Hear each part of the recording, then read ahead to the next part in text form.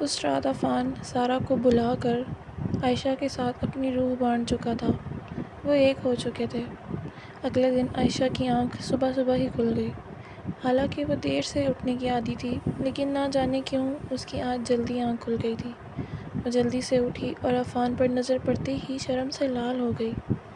اس نے ایک نیا جوڑا نکالا، تیار ہو کر نیچے آ گئی۔ تہمینہ بیگم نیچے صحن میں ہی کرسی ڈالی بیٹھی تھیں۔ اس کو دیکھتے ہی اس کی نظر اتارنے لگی اور دعائیں دینے لگی۔ عائشہ بھی شرماتی ان کے پاس ہی بیٹھ گئی۔ تہمینہ بیگم کافی دیر عائشہ سے یہاں وہاں کی باتیں کرتی رہیں اور اس کو بتاتی رہیں کہ کس طرح وہ اپنے گھر کو اور اپنے شوہر کو خود سے جوڑ کر رکھ سکتی ہے۔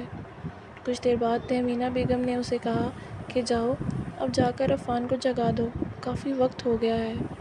عائشہ عفان کے ذکر پر ایک دم بلش ہوئی۔ وہ اٹھ کر جانے لگی تو تہمینہ بیگم نے آواز دے کر کہا کہ تم دونوں میں سب ٹھیک تو ہے نا؟ ان کی اس بات پر عائشہ کا سفید چہرہ لال ہو گیا۔ تہمینہ بیگم اس کی حالت دیکھ کر زور سے ہنسنے لگیں، کیونکہ وہ پہلے ہی عائشہ کو دیکھ کر گزری رات کے سب اندازے لگا چکی تھیں۔ اوپر آئی تو عفان بیڈ پر نہیں تھا، باتھ روم سے پانی گرنے کی آواز آ رہی تھی۔ وہ وہیں صوفے پر بیٹھ گئی اور انتظار کرنے لگی۔ اس کے باہر آتے ہی بولی کہ تائی اماں آپ کو نیچے بلا رہی ہیں۔ عفان مسکراتے ہوئے اس کے پاس گیا اور اسے ہاتھ سے پکڑ کر ڈریسنگ ٹیبل تک لے آیا۔ اماں کی بات تو میں بعد میں سن لوں گا، پہلے تم تو میری بات سن لو۔ یہ کہتا اس کے کان میں سرگوشی کرتا اس کی گردن پر جھکا اور ایک خوبصورت سا نیکلس نکال کر عائشہ کو دکھایا۔ یہ کیا ہے؟ تمہاری منہ دکھائی ہے۔ میں مانتا ہوں میں نے کل تمہارے ساتھ زیادتی کی۔ تمہیں منہ دکھائی اس وقت دینی چاہیے تھی جس وقت تم میرے لیے سج سنور کر بیٹھی تھی، لیکن خیر جو بھی ہوا وہ سب بھول جاؤ۔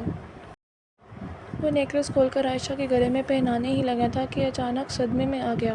نے عائشہ کو ایک جھٹکے سے اپنی طرف موڑا اور بولا کہ تم ایسے نیچے گئی تھی؟ عائشہ فوراً اپنے کپڑے دیکھنے لگی۔ ٹھیک تو ہیں میرے کپڑے؟ عفان نے سر پکڑ لیا۔ ارے بے وقوف لڑکی، یہ دیکھو۔ عفان نے اس کا چہرہ شیشے کی طرف کیا اور اس کی گردن کی طرف اشارہ کیا۔ عائشہ کی گردن پر بہت زیادہ گہرے سرخ نشان تھے، جو عفان اور عائشہ کی گزری ہوئی رات کی محبت کی نشاندہی کر رہے تھے۔ عائشہ تو شرمندگی سے لال ہو گئی تھی۔ عفان نے بے اختیار اس کو گلے لگا لیا۔ وہ ایک ہی رات میں سارہ کو مکمل طور پر بھول چکا تھا اور اب وہ فیصلہ کر چکا تھا کہ وہ سارہ سے دو ٹوک بات کر کے اس معاملے کو ختم کر دے گا۔ وہ ہمارے گھر میں ایڈجسٹ نہیں ہو سکتی، اب جو ہے عائشہ ہی ہے۔